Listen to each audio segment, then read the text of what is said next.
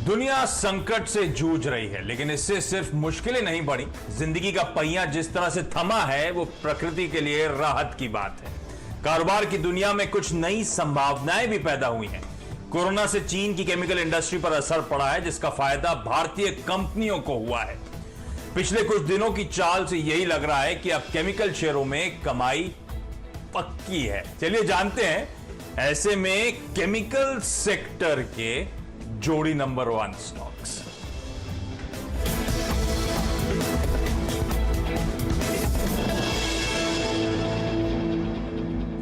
तो basic idea ये था कि केमिकल स्टॉक्स में गजब का मोमेंटम, गजब की तेजी ऑफ लेट देखने को मिल रही है। अच्छा, मैं कार्यक्रम शुरू करूं उससे पहले आप लोग की स्क्रीन पे कुछ आंकड़े आएंगे, वो स्क्रॉल में जरा डायरेक्टर साहब केमिकल स्टॉक्स के रिटर्न्स दिखाइएगा। देखिए किस तरह का प्रदर्शन इस केमिकल स्टॉक्स का देखने को मिला। एक ऐसे समय में जब पैंडेमिक फैला हुआ है, एक ऐसे समय में जब लॉकडाउन से हम लोग जूझ रहे हैं, एक ऐसे समय में जब हम तगड़े स्लोडाउन की बात कर रहे हैं, केमिकल स्टॉक्स के रिटर्न स्क्रीन पर आएंगे। इस महीने के रिटर्न्स देखिए, और पिछले इस महीने से पहले मार्च से इशू शुरू हुए थे, तो वहां पे ज्यादातर सब स्टॉक्स ने साल के लोस बनाए थे, और साल के लो से जो रिटर्न्स हैं वो आप लोग की स्क्रीन पर आएंगे। इस महीने Himadri chemical, Balaji amines, Goa carbon, Haeckel जैसे स्टॉक 60 से 75% तक के रिटर्न्स अप्रैल के महीने में दे चुके हैं। इनफैक्ट इनमें से कई सारे स्टॉक्स जो साल के लोस बनाए थे, वहां से इस तरह का मोमेंटम है कि ऑलरेडी दोगुने तिगने हो चुके हैं। इस तरह की तेजी इन केमिकल स्टॉक्स पे देखने को मिल रही है। वो सारे के सारे रिटर्न स्क्रीन पे चलते रहेंगे आपके, और यही कारण था कि आज मन करा कि इन केमिकल स्टॉक की बातचीत करी जाए, डिटेल में समझा जाए दरअसल हो क्या रहा है। क्योंकि इस समय अगर केमिकल स्टॉक्स हमारे पोर्टफोलियो में लकीली होते तो 4 चांद लग गए होते पोर्टफोलियो को। लेकिन जिस तरह की खबरें आ रही हैं कि शायद एक नेक्स्ट वेव ऑफ ग्रोथ इस केमिकल इंडस्ट्री में देखने को मिलेगा, कई लोग कहते हैं कि sector of the decade chemical बनता हुआ आपको नजर आएगा। कुछ भी हो, एनालिस्ट के रडार पर, मार्केट्स के रडार पर केमिकल स्टॉक्स हैं, और वो रिटर्न्स आपको आपकी स्क्रीन पे दिखा रहे हैं। तो ऐसे में दीपाली राणा मेरी सहयोगी जुड़ेंगी, जिनसे समझेंगे कि इस तरह का उछाल, इस तरह की तेजी पिछले कुछ दिनों में केमिकल स्टॉक्स में क्यों देखने को मिल रही है, क्या पसंद आ रहा है बाजार को, क्या ट्रिगर्स हैं। फिर इसके आगे मेरे साथ बाजार के 3 जाने माने एक्सपर्ट्स होंगे। मैं बात करूंगा आस्था जैन हिम सिक्योरिटीज की होंगी, मार्केट एक्सपर्ट अमरीश बालिगा साहब होंगे, और जियोजी फाइनेंशियल सर्विसेज के गौरांग शाह होंगे। समझेंगे ये एनालिस्ट कैसे देख रहे हैं इस केमिकल सेक्टर को, और सबसे इंपॉर्टेंट हम और आप जानना चाहते हैं इस तेजी के बाद कहीं बस छूट तो नहीं गई, अभी भी कौन से स्टॉक्स हैं जो पोर्टफोलियो में रखने हैं। तो तीनों से दो बेहतरीन केमिकल स्टॉक्स आइडियाज लेंगे हम लोग। लेकिन शुरुआत करते हैं इस केमिकल जोड़ी नंबर 1 की दीपाली के साथ। दीपाली, स्क्रीन पे हम लोग देखते थे रिटर्न्स, कैसे अप्रैल के महीने में रिटर्न्स आए, या कैसे साल के लो से जबरदस्त रिटर्न्स इन केमिकल स्टॉक्स ने डिलीवर करके दिए हैं। क्यों इस तरह की तेजी केमिकल स्टॉक्स में, क्या पसंद आ रहा है बाजार को, क्या ट्रिगर्स बन रहे हैं इस समय? आशीष, ट्रिगर्स की लिस्ट बहुत लंबी है। 5 मैं आपको शॉर्ट टर्म ट्रिगर्स बताती हूँ और 5 लॉन्ग टर्म ट्रिगर्स। जो इमीडिएट इंपैक्ट जो हमने देखा है उसके पीछे कई कारण है। पहला तो ये है कि ज्यादातर कंपनीज अपने फुल्ली या फिर जो पार्शियल ऑपरेशंस हैं वो रिज्यूम कर चुकी हैं। दूसरी इंपॉर्टेंट बात कि इनके बिजनेस ऑपरेशंस लीस्ट इंपैक्ट हुए हैं, क्योंकि सिर्फ 7 या 8 दिन कंप्लीटली जो फैक्ट्री है इनकी वो बंद रही है, तो महज 7-8 दिन कारोबार बंद रहा है, उसके बाद रिज्यूम हुए हैं ऑपरेशन। तीसरी इंपॉर्टेंट बात ये कि ज्यादातर कंपनीज जो हैं एक्सपोर्ट से मेजर रेवेन्यूज कमाती हैं, लगभग 50% के आसपास। रुपी डेप्रिसिएशन से इनको काफी फायदा पहुंचेगा इस दौरान। चौथी इंपॉर्टेंट बात ये रहेगी कि क्रूड ऑयल, क्योंकि साल के इस पूरे साल अगर आप देखेंगे तो काफी टूटा है, उसका भी एक फायदा मिलेगा। और एक और इंपॉर्टेंट बात है कि जो डिमांड है इंडियन मार्केट में ग्लोबली वो काफी इंक्रीज हुई है। कुछ लॉन्ग टर्म ट्रिगर्स आपको बताते हैं। सबसे इंपॉर्टेंट पॉइंट ये है कि जो स्पेशलिटी केमिकल मार्केट है वो काफी एक्सपैंड कर रहा है, नए एप्लीकेशंस इस सेगमेंट में आ रहे हैं। मैन्युफैक्चरिंग शिफ्ट जो है वो चाइना और यूरोप से होकर इंडिया में आने की हाई पॉसिबिलिटी है, क्योंकि रिलायबिलिटी फैक्टर चाइना के साथ नहीं रहा है। अभी तो जो हाई मार्केट है वो चाइना में ही है, लगभग 25% के आसपास का, और इंडिया का मार्केट शेयर 3%, जो कि ह्यूज इंक्रीज हो सकता है, ऐसी एक्सपेक्टेशंस हैं। कई इंडियन कंपनीज हैं जो कि नए प्रोडक्ट कैपेबिलिटीज पर कामकाज कर रही हैं, मल्टीपल एप्लीकेशंस पर कामकाज कर रही हैं, एग्री और फार्मा के बियॉन्ड। तो ये एक इंपॉर्टेंट ट्रिगर है। मैकेंजी की एक रिपोर्ट आई थी हाल ही में जिसमें उन्होंने कहा है कि next wave of growth chemicals में रहेगी, और आईटी के बाद ही दूसरा ग्रेट एक्सपोर्ट पिलर बनकर उभरेगा। दो इंपॉर्टेंट ट्रिगर्स और क्विकली आपको बता देते हैं। गवर्नमेंट भी काफी इनिशिएटिव्स ले रही है एक्सपोर्ट्स को बूस्ट करने के लिए, इंपोर्ट्स को डिस्करेज करने के लिए, ड्यूटीज और टैक्सेस में बदलाव करके। और कई इंडियन कंपनीज हैं जो कि अभी भी काफी हेल्दी ऑर्डर बुक पे हैं, जिनके काफी केपेक्स प्लान है जो कि उन्होंने 2020 और 2019 में अनाउंस किए हैं। तो ये मल्टीपल ट्रिगर्स है जिसकी वजह से हम एक इमीडिएट इंपैक्ट देख रहे हैं और आगे भी इंपैक्ट दिखेगा। बिल्कुल, एक नहीं ढेरों ट्रिगर्स हैं जिसके चलते आप देख रहे हैं गजब का मोमेंटम केमिकल स्टॉक्स में बना हुआ है। दीपाली, आपका बहुत बहुत धन्यवाद। और गौरांग सर, ये वाकई स्टॉक्स में तो गजब का मोमेंटम बन रहा है। क्या इस समय केमिकल स्टॉक्स को अपने पोर्टफोलियो में जोड़ीदार बनाना चाहिए? और क्या आप भी मानते हैं कि आने वाले समय में केमिकल स्टॉक्स गजब का आउट परफॉर्मेंस दिखा सकते हैं? नेक्स्ट डिकेड का थीम नहीं तो आने वाले कई सालों के लिए स्टॉक्स यहां से चमकते हुए नजर आए, इस तरह की परिस्थितियां बन रही हैं क्या वाकई?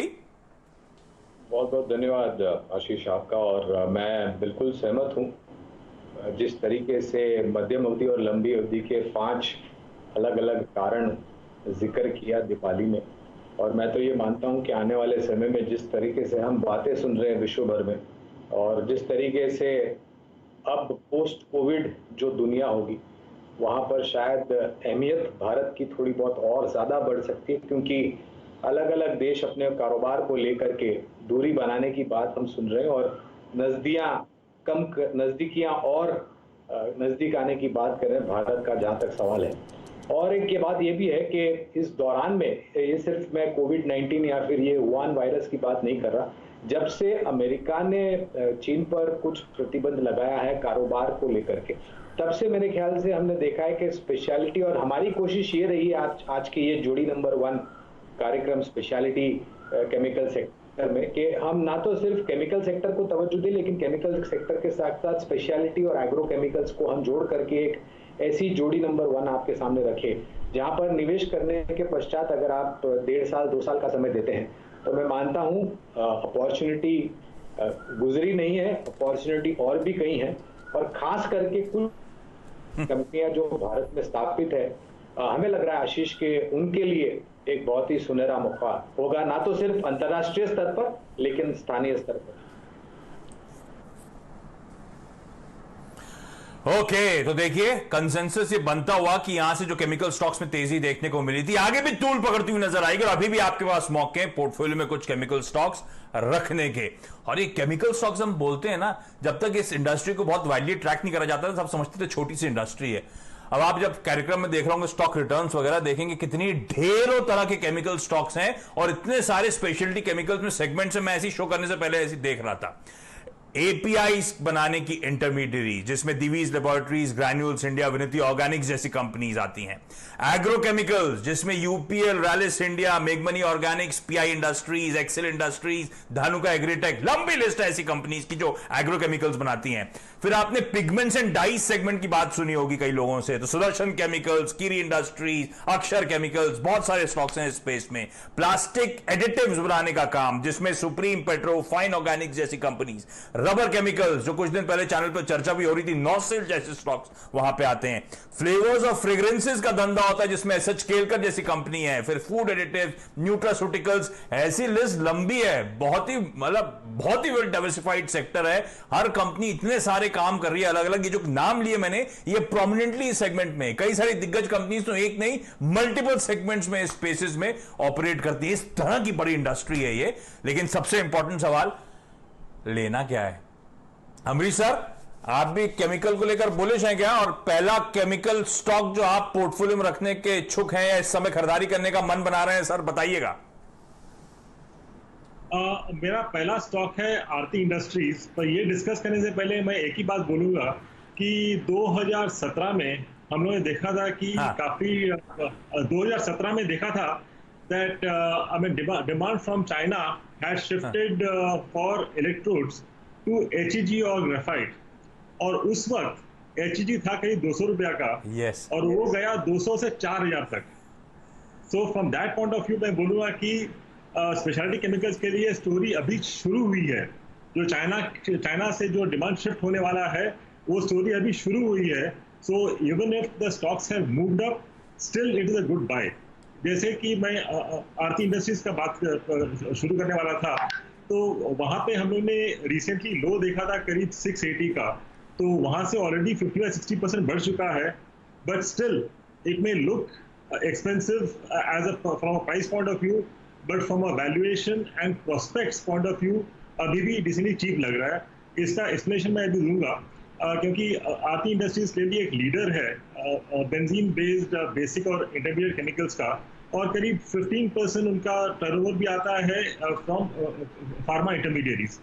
पर ये जो बेंजीन बेस्ड इंटरमीडिएट केमिकल्स जो हम लोग बनाते हैं, इसमें इनका जो वर्ल्ड रैंकिंग है is between 1 and 4 largest for nearly 75% of the portfolio, और उनके पास करीब 200 प्रोडक्ट्स हैं, 1100 कस्टमर्स हैं, 60 कंट्रीज में लोग डिलीवर करते हैं। और इन लोग जो सप्लाई करते हैं वो इंडस्ट्रीज है pharma, agrochemicals, polymer, additives, surfactants. तो यहाँ पे काफ़ी जो इनके जो बायर इंडस्ट्रीज है वो नॉन कमोडिटाइज्ड सेगमेंट्स में है और रेगुलेटेड मार्केट्स में है, इसीलिए इनका जो मार्जिन है like it is of slightly better quality. पर recently in the last 3-4 quarters इनका थोड़ा सा performance I mean it was not up to the mark, क्योंकि जो नाइट्रिक एसिड इनका जो मेन इनपुट है वो शॉर्टेज में था। पर अभी इन लोग कॉन्सेंट्रेट कर रहे हैं कि supply chains would be independent of China, and also lower जो क्रूड प्राइसेस आए हैं उससे भी इनके मार्जिन बढ़ेंगे। और रिसेंटली 2 जो बड़े कॉन्ट्रैक्ट्स इनको मिले हैं वो सैबिक और मोंसेंटो से मिले हैं, और इनका जो नया दहेज का SEZ था वो भी ऑपरेशन हो चुका है।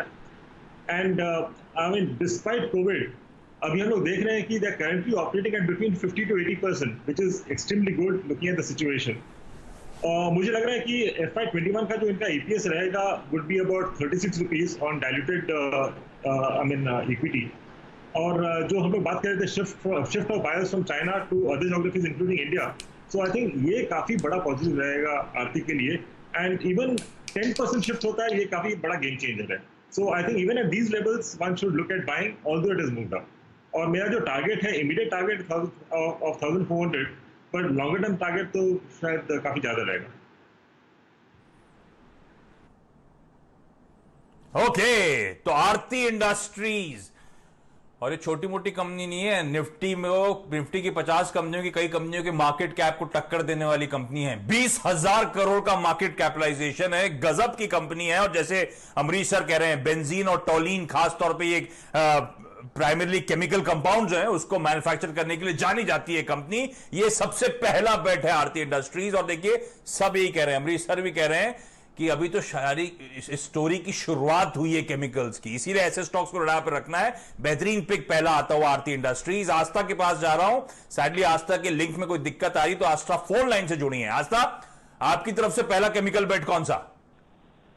गुड आफ्टरनून आशीष। बेसिकली दीपक नाइट्राइट हमें यहाँ पे काफी ज्यादा पसंद आता है। इनफैक्ट आपके चैनल पे मैं दिसंबर ऑनवर्ड से इस स्टॉक को यहाँ पे रेकमेंड कर रही हूँ। मेरे सारे टारगेट्स आ चुके हैं, बट अभी भी मैं यहाँ पे काफी पॉजिटिव हूँ।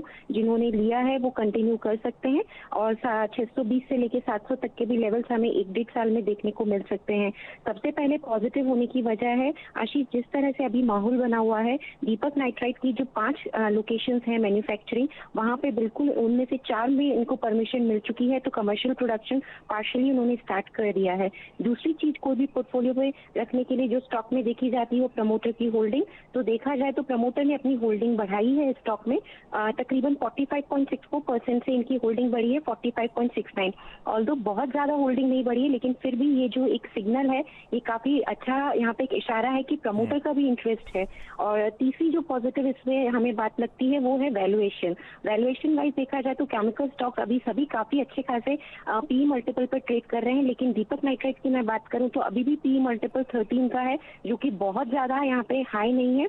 मार्केट वॉलेटाइल हुए, थोड़ा गिरे, तब भी कंफर्टेबल पोजीशन में रहेगी ये कंपनी। और मेरे हिसाब से जिस तरह से वैल्यूएशन गैप काफी ज्यादा है, तो बिल्कुल यहाँ पे चांसेस है कि आगे जाते हुए ये यहाँ पे और हमें बढ़ावा दिखा सकती है प्राइसेस में।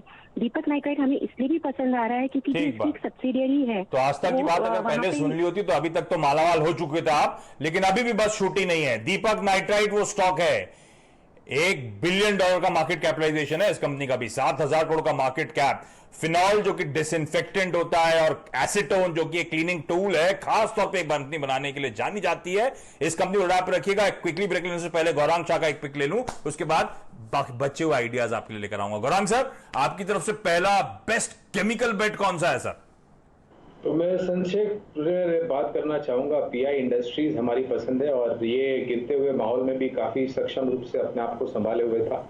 नतीजों के आधार पर इस कंपनी ने हमारी जो उम्मीद थी उससे बेहतर नतीजे लेकर के आए हैं।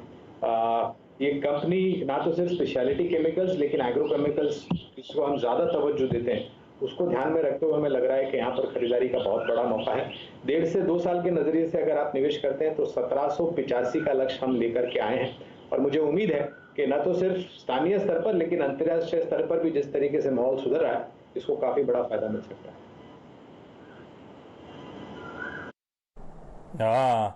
पीआई इंडस्ट्रीज तो एग्रो केमिकल मैन्युफैक्चरर, तो ये कंपनी खासतौर पे एग्रो केमिकल्स बनाती है और इसका मार्केट कैप तो 21-22 हजार करोड़ पे जाके खड़ा हुआ है। इस तरह का साइज हो चुका है इन कंपनीज का और अभी भी पसंद आती है पीआई इंडस्ट्रीज जैसी कंपनी। ये वो केमिकल स्टॉक्स हैं जो आने वाले कई सालों में शायद अच्छे तगड़े रिटर्न्स आपको डिलीवर करते हुए नजर आए। ब्रेक ले रहा हूं, अभी तो सिर्फ 3 केमिकल स्टॉक्स हाईलाइट करें। मैंने कहा था ये बहुत बड़ी इंडस्ट्री है। 3 और बेहतरीन आइडियाज अपने एक्सपर्ट से लेकर आऊंगा ब्रेक के उस पार।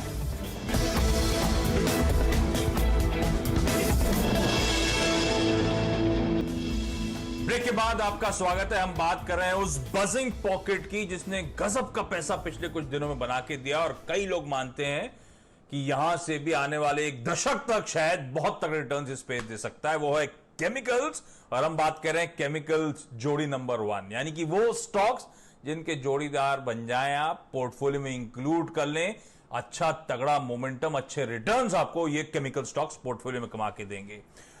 नेक्स्ट स्टॉक्स लेने की बारी आ गई और गौरांग सर पहले आपके पास पीआई इंडस्ट्रीज आपने पहला स्टॉक रिकमेंड करा था, अगला केमिकल पिक कौन सा है सर?